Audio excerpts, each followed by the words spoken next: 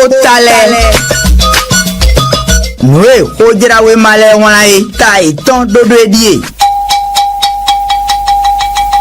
Totalé. Et doto, zanzan lebi. Totalé. Noé, Hodra we malé wanae, to hodon we keten diaspora FMD, meno ma doto.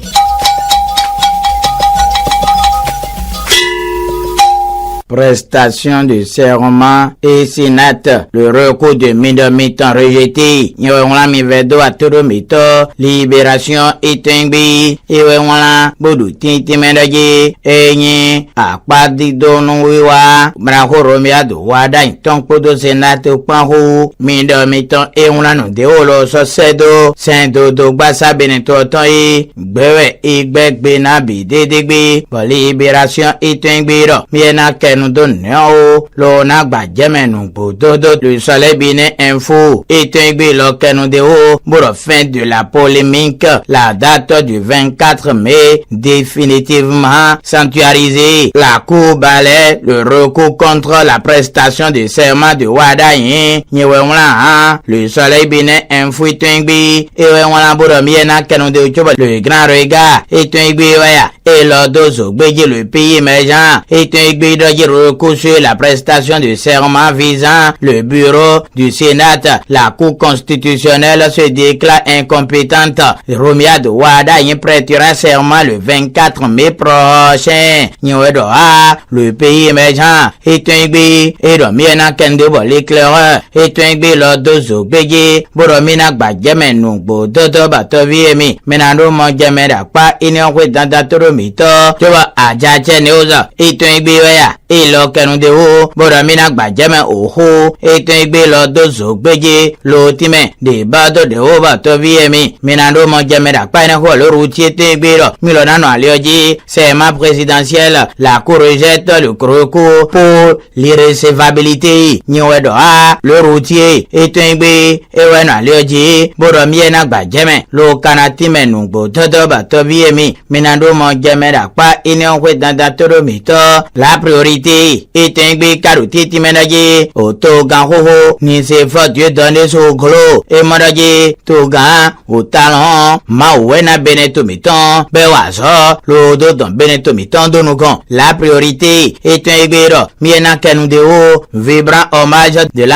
ancien président au nouvel ancien président so glo voit en talent un vrai Dieu donné au Bénin nyoedo a la priorité est un bé ewero miena kendo neo lo kana gba jemenu gbo todo ba to viemi menando mo jamera pa na we danda toro mito we ti mo jame mi kanado die activité post électorale la sénatrice le matériel pour réduire les coûts nyoedo a libération itengbe ero no yin bo miena kenu de unu gbo todo toro mito matin libre itengbe waya e lo kenu de o boro monu yingbon bo miena dozo gbeji le soleil bine info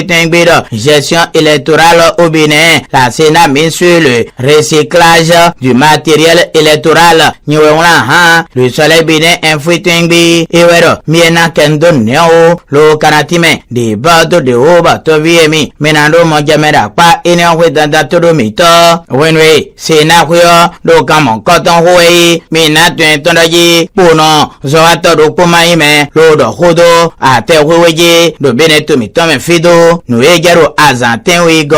wo sun kwa fo kwa tongo ton wa ponozo wa tomo koton dian edo weni eyin creator ton bena sen ganu kwero pro kwa ton lo kanaso Olivier Odo otogba ome enian le chronomètre est un biwe kanunde o publication jugée attentoire à la sûreté de l'État. La creator prononce une lourde condamnation contre un policier, 5 ans de prison ferme et 10 millions d'amende requis et confirmé. Le chronomètre est un bi et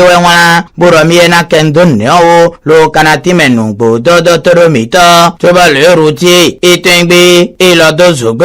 pour a fait coup d'état déjoué à la criette. Un officier de police judiciaire écope de 5 ans de prison ferme et le routier est un bi et Miena Kendon Neo, le Kanatimen Bodo Batoviemi, Menado Mongamera, pas in un dans Toromito. le potentiel est un bé caroté de ménager et un crié au huédan moi même pour nous avoir tenu créé et ça saint de péri tout pour la vie tout pour la vie oui goku tonton et ça saint de nous voiser à tiens mettons ou l'eau le crié dans le potentiel est un bé wa de haut coup de répression des infractions économiques et du terrorisme crié Samuel Akindes jeté en prison pour une affaire d'abus de fonction le potentiel est un bé et voilà miena kendo neo le kanati menugo dodo mito to matin libre est un bé et le keno de haut cotonon soupçonné d'abus de fonction le CA12 Samuel Akindes déposé une matin libre est un bé et le noué ba miena keno de haut le kanati men de bado de hoba to viemi menando monjamera pa ine dans todo mito le grand regard est un bé karaye a che pipa romia do wada inton mali median e kanato bena jongbelo je gangbe to nato ko paki podo abete pa évite d'être encombrant yedele maru bibawe na le bio a che pa mon coton men ine le grand regard est un bé wa kenu de haut tractation pour la formation du premier gouvernement de wada to nato ko paki e abete évite d'être encombrant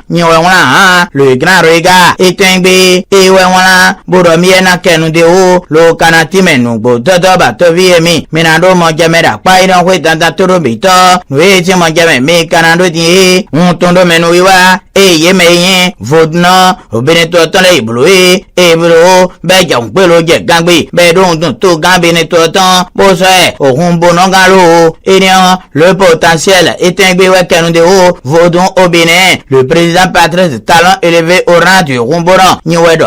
le potentiel est un bé et ouais nous de haut boromina gbajamenu gbodo de l'autre vision est un bé milona dozo gbeje lo kanati menu gbodo de vision dagbe et ouais nous neyin boro titi medaye patrimoine spirituel et gouvernance culturelle au Bénin la communauté vaudou consacre Patrice Talon au nom d'honneur niwedo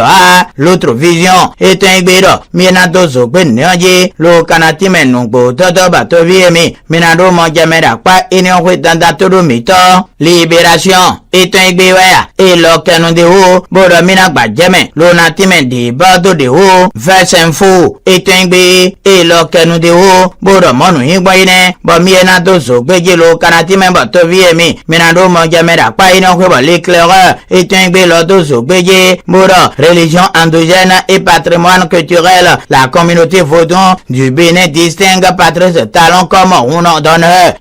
l'éclaireur est un bé et wero miena kendeo lo kanatime de bado de oba to viemi minando monjamera pa ine huédan todo mito nuiti monjame me kanado din do ka e huebuton yedon le routier est un bé waro tintimedaje e au conseil d'administration au ka huebuton gae waza denwe adagbe vraiment et na soye kuda waton lepa sodo zin pojiro e romedin lo et dans le routier est un bé et wero minado zo gbeje lo kanatime installation ce jour du nouveau conseil d'administration de la CA de Ouagbo. Le président Agagbe Fredens et son équipe se placent pour accueillir la direction départementale de l'agriculture, de l'élevage et de la pêche. Niwedo le routier Tengbe et Wero Mina Kendo Neo le Kanagba Jamenu Bododo Batoviemi Minado Monjamera Pa Inoué dans todo mito nous venons à Izono Bedo Konwe et Kon Emmanuel Agbojelo et Weno Monje Bevigel da son enfant et la chaîne de Kuro Komito Lebono Ni So